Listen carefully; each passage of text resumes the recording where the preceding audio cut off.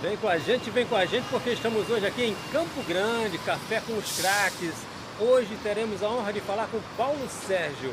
Jogou muita bola, zagueirão, e vocês não podem perder. Daqui a pouquinho, se inscrevam no canal porque vale muito a pena. Oferecimento de Mega Vitan Brasil Suplementos, Veras Fashion e CSS Construções e Reformas. Café com os Craques, hoje em Campo Grande. Paulo Sérgio, daqui a pouquinho, vem com a gente. Fala galera, vem com a gente, Café com os Craques hoje aqui com o fera Paulo Sérgio. Zagueiro clássico, vamos saber dele aqui. Paulo, é uma honra falar contigo, tudo bem meu querido? Bom dia. Ô Roberto, uma honra também falar contigo, bom dia. Prazer imenso te receber aqui na minha Campo Grande, né, na minha área. Você se deslocou até aqui pra gente fazer essa pequena entrevista, né? Mas, como você mesmo diz, zagueiro, né? Não digo zagueiro, mas eu sempre soube aliar a força com a técnica, né? Maravilha. É como se fosse ali, né, um Odivan, como disse o Vanderlei, com o Mauro Galvão, então deu aí o Paulo Sérgio, zagueiro clássico, zagueiro que todo mundo fala que jogava muita bola. Paulo, me fala uma coisa, milhares, eu sempre falo isso, milhões de jovens tentam ser jogador profissional de futebol e poucos conseguem. O que? É o dom, é a perseverança, a mão de Deus? O que contribuiu para você ter se tornado um jogador profissional? Na minha época eu tinha esse sonho, né? Já comecei a jogar futebol desde criança. E na minha época também as coisas eram mais fáceis para você treinar num clube, né? Por exemplo, eu saí de Itaguaí, eu sou de Itaguaí, com 12 anos, fui treinar no Bangu em 78. Aí não fiquei porque era muito longe. Aí em 80 eu vim para o Campo Grande e no meu primeiro treino já fui aprovado. E eu com a minha chuteirinha embaixo do braço, né? Sem aquela burocracia toda de ser indicado por A ou B. Eu cheguei, soube da peneira, dei o meu nome, fiz o meu treinamento e com 15 minutos o treinador já sentiu que eu levava jeito para a coisa. E hoje é totalmente diferente. Hoje nós temos escolinhas e para você treinar em qualquer clube, sem ser time grande igual Flamengo, Vasco, Fluminense, Botafogo, se você não tiver uma base, né, alguém que te indique, as coisas ficam difíceis. Ô Jorginho. Verdade, Paulo. Paulo é craque, tá no bairro onde mora, o pessoal passa aqui, pô, todo mundo falando com o jogador. Paulo, me fala uma coisa aí. Quem foi que te promoveu o time de cima? Ah, caramba, agora eu sou profissional. Qual foi o treinador que te deu a primeira oportunidade? Foi em 85, né? Falecido Jorge Ferreira, treinador que trabalhou em vários clubes aqui no Brasil, mas fez a carreira mesmo na Arábia Saudita. E já em 84, eu com 18 anos, eu já tive a oportunidade de treinar no time de cima do Campo Grande, e o treinador era o saudoso Fidelis, que gostava também muito de mim. Mas naquela época tinha uma política muito boba de que o jogador só poderia subir do time de cima se estourasse a idade, e eu acabei não indo jogar no time de cima e só fui mesmo quando estourei a idade no ano de 85, e o treinador era o seu Jorge Ferreira. Maravilha, você jogou Fortaleza, Atlético Paranaense, Campo Grande, América. Quando você para assim, né, e pensa, vem um filme na tua cabeça, o que você lembra de melhor da tua época de jogador profissional? O melhor mesmo de tudo são os títulos, né? Porque é muito bom ser campeão.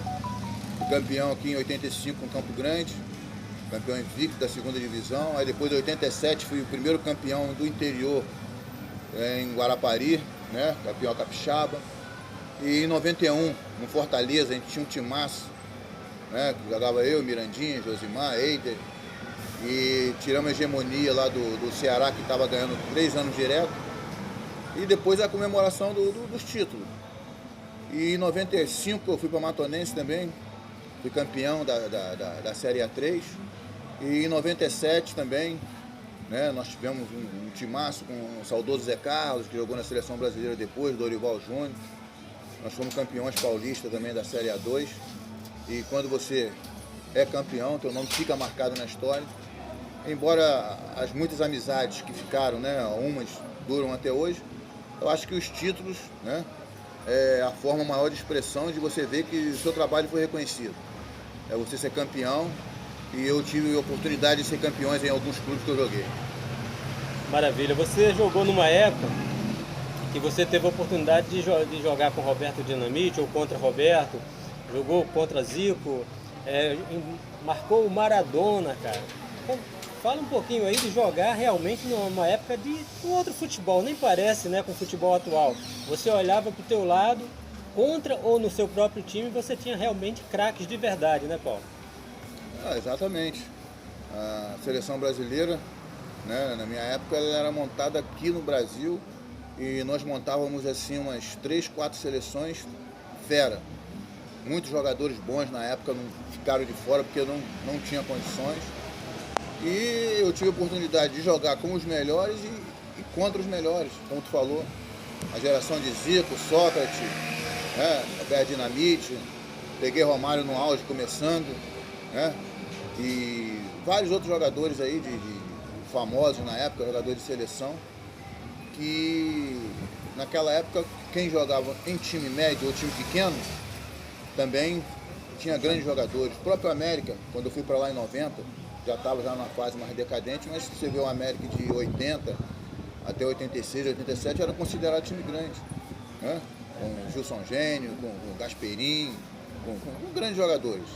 Então hoje em dia o futebol ele mudou muito e na minha maneira mudou para pior, porque a maioria dos jogadores aqui do Brasil, a gente vê que tem muitos jogadores aí jogando em time grande que não tem condições de jogar. Nem em time pequeno e está vestindo aquela camisa de time grande com salários absurdos, porque o futebol virou um grande negócio. O futebol virou entretenimento e todas as partes, né, ganham, imprensa, diretor, empresários, jogadores. Então, o que se vê basicamente, que nós vamos demorar bastante tempo ver uma seleção brasileira ser campeão do mundo, porque realmente não são os melhores que são convocados. São aqueles que participam dentro de um esquema de empresários e os títulos ficam para depois. Porque futebol, a gente vê lá no Cruzeiro, lá, o cara lá que é o dono lá, o cara milionário, né, dono de mercado, ele entrou dentro de uma área que ele não conhecia, pagando salários absurdos e achando que ia ter esse retorno. E não está tendo. Então são dois fatores que atrapalharam muito o futebol. São os empresários, né, e também os jogos, né? A gente vê que muitos resultados aí não são confiáveis porque existem os jogos de azares dentro do futebol. A gente vê os esquemas aí que já foram né, desvendados, de vários jogadores aí. E às vezes a gente vê alguns resultados e a gente não acredita se aquele resultado foi um resultado feito dentro de campo ou fora dele. Pois é, infelizmente caiu para pior, você está certíssimo. Melhor zagueiro, melhor dupla de zaga, quem foi teu melhor parceiro de zaga durante a carreira como profissional? Rapaz, eu já tive vários parceiros que jogou comigo, mas o que eu me adaptei melhor mesmo foi Deixa eu passar o campo. É ao vivo é assim, gente. Foi o Pedro Paulo, foi um zagueiro que jogou no Santos, né? Jogou comigo em 89 lá na Catão do Vence, nós fizemos uma excelente dupla de zaga. E teve outros vários zagueiros, o Eduardo jogou comigo no Fortaleza também. Mas o Pedro Paulo a gente se dava bem, tanto dentro de campo como fora dele também. Você, a gente falou, você jogou contra o Maradona, contra o Zico, contra o Roberto, contra o Romário.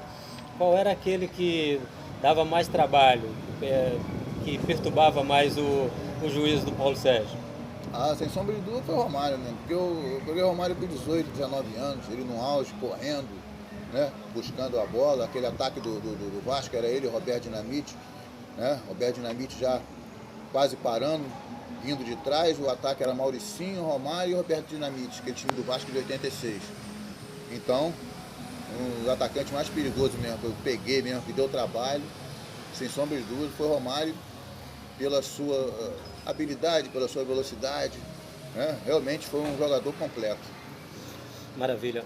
Ô Paulo, a gente tem uma brincadeira aqui que é comparando as seleções do Tetra 94 e do Penta de 2002. Vou fazer as perguntas para você, para a gente montar a sua seleção ideal, pode ser? Pode ser sim. Vamos lá, goleiro, Tafarel de 94 ou Marcos de 2002?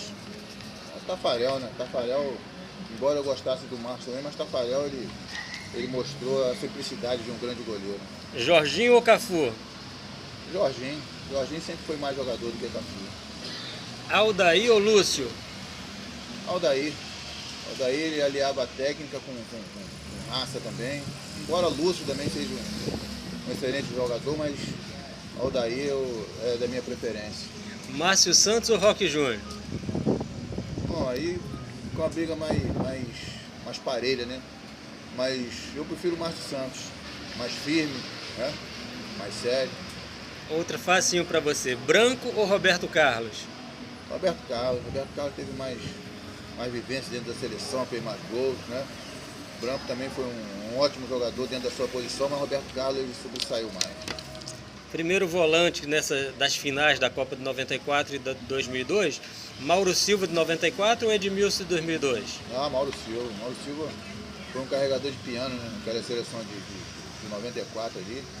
Ele juntamente com o Mazinho, né? Dunga, maravilha. Dunga ou Gilberto Silva? Dunga.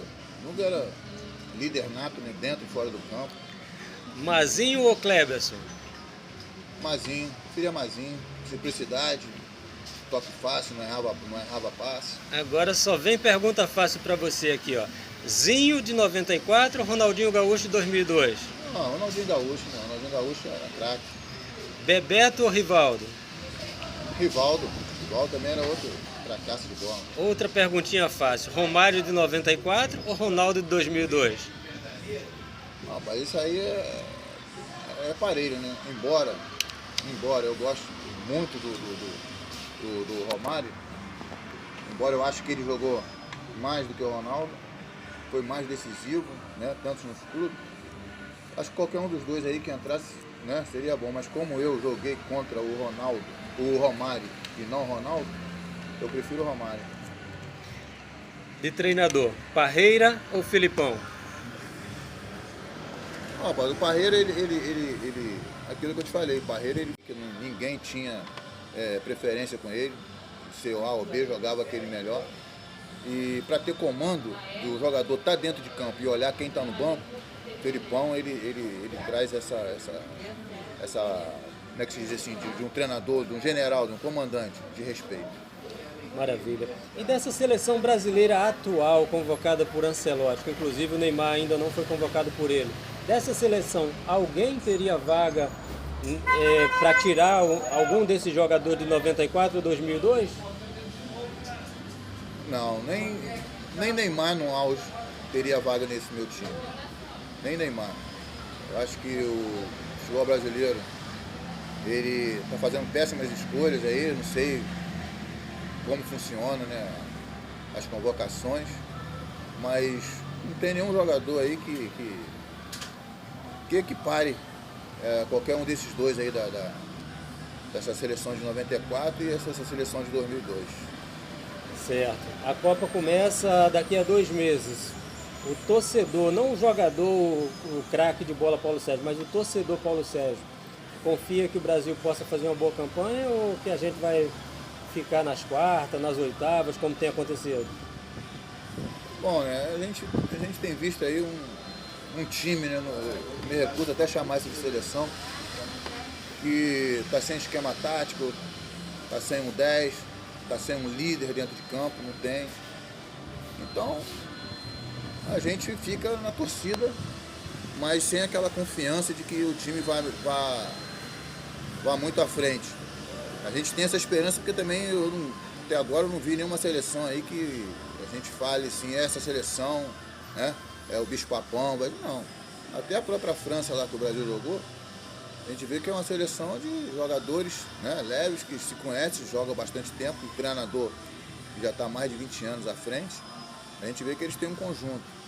Porque seleção, a maioria delas não tem o tempo necessário para treinar igual o clube tem.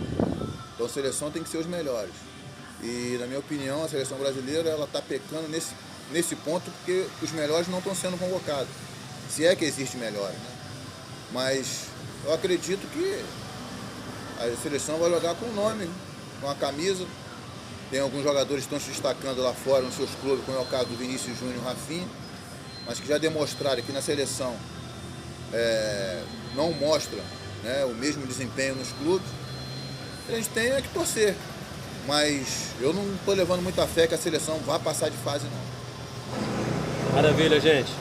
Aqui é ao vivo, é na rua, aqui em Campo Grande, hoje, Café com os Craques, Paulo Sérgio. Paulo, muito obrigado mais uma vez pela força que você sempre dá para o nosso canal.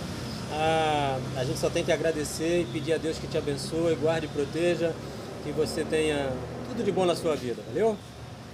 Obrigado, Alberto. Obrigado você sempre aí com o teu canal aí, dedicando ao esporte e também, vamos dizer assim, ressuscitando, né, nós, ex-jogadores, né, que já estivemos aí jogando futebol e muitas vezes somos esquecidos, mas você faz questão de estar sempre lá no teu programa de entrevista, sempre resgatando um ou aquele jogador do passado que viveu um momento de glória e fica um pouco decepcionado com a atual fase do futebol brasileiro hoje em dia.